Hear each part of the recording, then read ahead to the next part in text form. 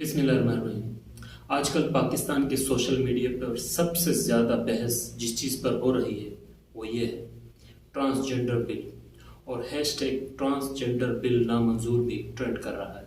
इस तनाजुर में सबसे ज़्यादा कंप्लीट और इंफॉर्मेटिव यूट्यूब वीडियो जो मुझे मिली वो ये है rise of LGBTQ in Pakistan bye राजा ज़ियाउल हक। Love you all guys, appreciated.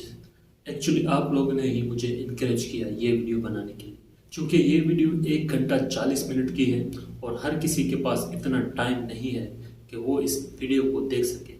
तो आई थॉट क्यों ना एक शॉर्ट वीडियो बनाई जाए जिसमें इस बिल के तमाम इम्पोर्टेंट एस्पेक्ट्स को डिस्कस किया जाए और इन्हें समझने की कोशिश की जाए। सो क्या है ये ट्रांसजेंडर बिल और क्या है इसके अहम नुकात, और इसमें ऐसा क्या मसला है कि इस पे इतना शोर मचा है और हैशटैग ट्रेंड्स किए जा रहे हैं। Let's dive into it. मई 2018 में पाकिस्तान की पार्लियामेंट में transgender person protection of rights act as a bill pass होता है, जिसके मूवर्स यानी इस बिल को लाने वाली 4 खवातीन हैं। सेनेटर रुबीना खालिद PP से, सेनेटर रुबीना इरफान PMLQ से, सेनेटर समीना सईद PTI से, late senator Kulsoom Parveen PMLN से, और सेनेटर करीम अहमद ख्वाजा PP से। देखें, इसमें कोई शक नहीं कि ख्वाजा सरा कम्युनिटी एक बहुत ही मार्जिनलाइज्ड, नेग्लेक्टेड और एक पिसा हुआ तबका है हमारे माशरे का, और इन्हें इनके जायज़ हकूक मिलने चाहिए, और इससे पाकिस्तान की भारी अक्सरियत एग्री भी करेगी और ये सही भी है। और हम ये हुस्न ज़न रखते हैं कि इन सेनेटर्स के जहन में भी इस कम्युनिटी की भलाई और वेलफेयर होगी। सुपरफिशली देखें तो ये बिल बहुत ज़बरदस्त है।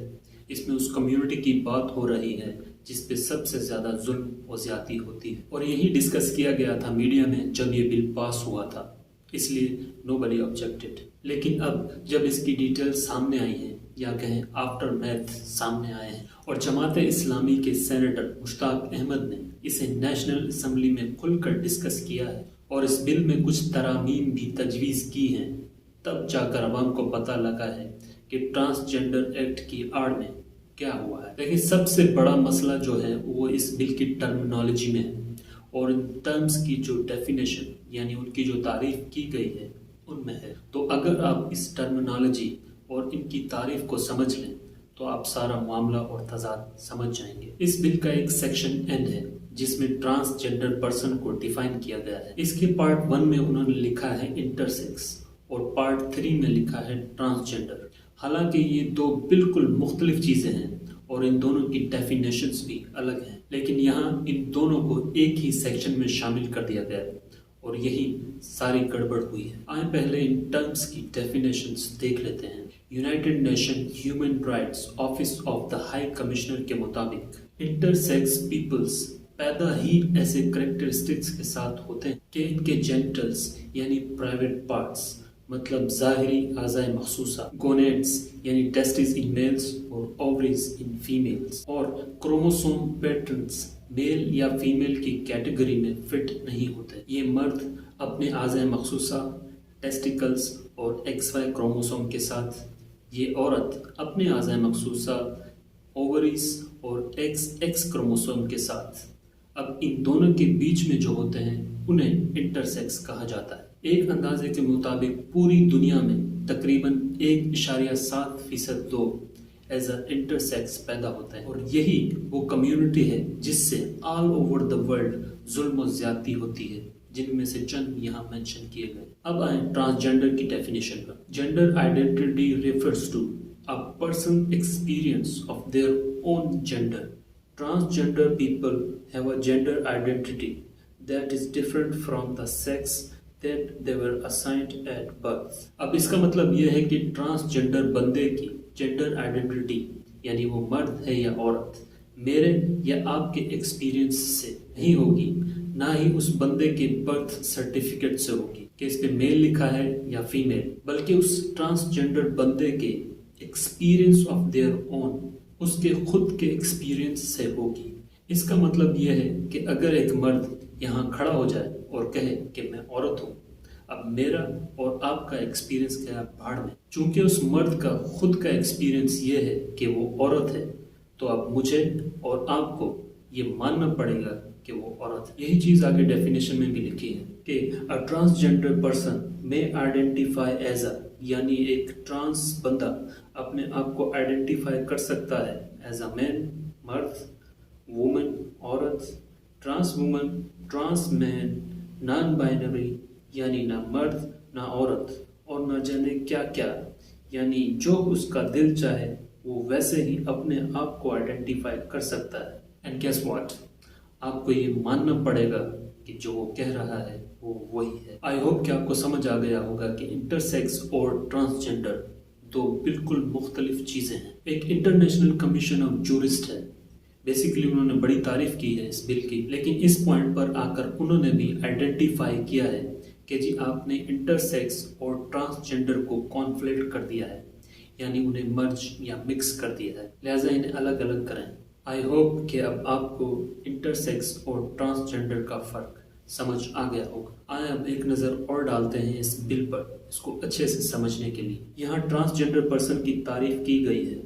Transgender person is a person who is intersex, وہ ہم نے ڈیٹیل میں سمجھا ہے، unique assigned male at birth but undergoes genital excision اور کیسٹریشن، یعنی ہے وہ مرد لیکن کسی وجہ سے، جیسے کسی ایکسیڈنٹ یا بیماری لائک ٹیسٹیکولر کینسر کی وجہ سے اس کے جینیٹلز یا ٹیسٹیکلز نکال لیے جاتے ہیں تو وہ بھی ٹرانس ہے۔ اب یہ بھی غلط ہے کیونکہ پیدائشی تو وہ مرد ہی ہے۔ تیسرے نمبر پہ ٹرانسجنڈر ہے، اسے بھی ہم نے تفصیل سے دیکھا ہے۔ آگے کیا لکھا ہے اس بل میں؟ میرے خیال میں سب سے زیادہ تشویشناک چیز جو اس بل میں ہے وہ یہ ہے کہ آپ ایک ٹرانسجنڈر پرسن کی آئیڈینٹی کو ریکگنائز کیسے کرو گے، اصول کیا ہوگا۔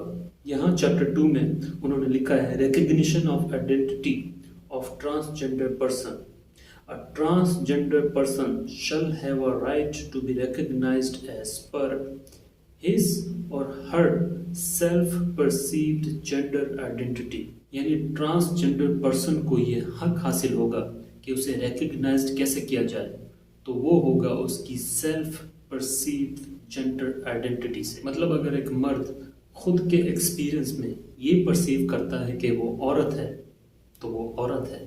دوسرے نمبر پہ لکھا ہے a person recognized as transgender under subsection 1 shall have a right to get himself or herself registered as per self-perceived gender identity with all government departments including but not limited to NADRA۔ Again ایک transgender person کو یہ حق حاصل ہوگا کہ وہ اپنے self perceived gender identity کے مطابق اپنے آپ کو رجسٹر کرا سکے۔ نمبر 3 پہ لکھا ہے every transgender person being the citizen of Pakistan who has attained the age of 18 years shall have the right to get himself or herself registered according to self-perceived gender identity with NADRA on the CNIC۔ CRC یعنی B form driving license and passport. Again اگر ایک عورت اپنے experience میں یہ perceive کرتی ہے کہ وہ مرد ہے تو وہ نادرا والوں کے پاس جائے گی اور انہیں کہے گی کہ میں مرد ہوں، تو نادرا والے اس چیز کے پابند ہوں گے کہ اس کے شناختی کارڈ میں اس کی جنس مرد لکھتے ہیں۔ نمبر 4 پہ لکھا ہے a transgender person already issued CNIC by NADRA shall be allowed to change the name and gender according to his or her self-perceived identity on the NIC, CRC, driving license and passport۔ This is just too much۔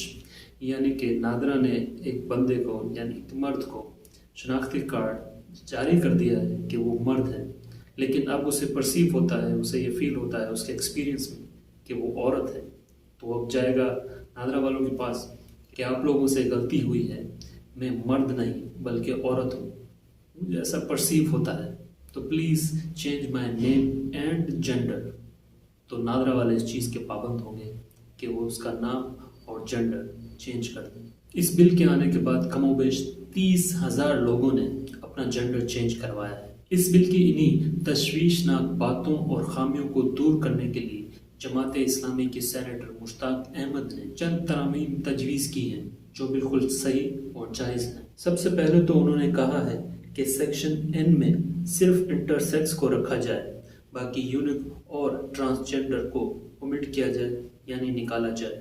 اس کے بعد جو ہم نے sub section 1 2 3 4 میں جو جملہ as per self perceived gender identity ہے اسے تبدیل کیا جائے as per advice of the medical board سے، جو بالکل درست ہے۔ مطلب کوئی اصول، کوئی کرائٹیریا تو ہونا، تاکہ اگر نادرا میں ایک مرد آئے اور کہے کہ میں عورت ہوں تو اسے کہا جائے کہ جاؤ میڈیکل بورڈ سے سرٹیفکیٹ لے کر آؤ۔ پھر انہوں نے ایک جینڈر ری اسائنمنٹ میڈیکل بورڈ کی ڈیمانڈ کی ہے جو میڈیکل سائنس کی بنیاد پر جینڈر کا تعین کرے گا۔ آخر میں انہوں نے تجویز کیا ہے کہ کسی بھی قسم کی سیکس چینج سرجری کی اجازت نہیں ہونی چاہیے۔ دیکھیں ہم سب اسلامی جمہوریہ پاکستان میں رہتے ہیں اور جب ایسے ہولناک بل پاس ہوتے دیکھتے ہیں تو ایک سوال ذہن میں آتا ہے کہ یار یہ کیسے ہو گیا؟ تو اس کا جواب بھی سینیٹر مشتاق احمد صاحب نے دیا ہے کہ ہمارے میجارٹی سینیٹرز تو پڑھتے ہی نہیں ہیں، ریسرچ نہیں کرتے، اور جہاں ایسے پارلیمنٹیرینز بیٹھے ہوں جنہیں سورہ اخلاص پڑھنی نہ آتی ہو تو وہاں ایسا ہی ہوگا۔ بس گورا ہمیں ایک چیز دیتا ہے، ہم اسے کاپی پیسٹ مارتے ہیں، سینٹ میں لاتے ہیں اور بل پاس کر دیتے ہیں، اور اس بل کے ساتھ بھی ایسا ہی ہوا ہے۔ اس کا ڈرافٹ بھی کسی پاکستانی قانون دان نے نہیں بنایا ہے بلکہ یہ باہر سے آیا ہے۔ اب ہم انفرادی طور پر کیا کر سکتے ہیں؟ سب سے پہلے تو آپ اویئر ہو جائیں، اس بل کے بارے میں معلومات حاصل کریں اور پھر انوالو ہو جائیں۔ اپنے ایم پی اے، ایم این اے، سینیٹر، جس تک بھی آپ کی رسائی ہو ان سے بات کریں، اور پھر آخر میں جس سوشل میڈیا پلیٹ فارم پر آپ موجود ہیں وہاں اپنا احتجاج ریکارڈ کروائیں۔ میرا یہ ویڈیو بنانے کا مقصد بھی یہی ہے۔ ویسے میں عموماً اپنی ویڈیوز کے بارے میں یہ نہیں کہتا کہ like and share this video, لیکن اس ویڈیو کے لیے اسپیشلی کہوں گا کہ please like and share this video تاکہ زیادہ سے زیادہ اویئرنیس کریٹ ہو سکے۔ Hope you like the video. Thank you for your time. اللہ حافظ۔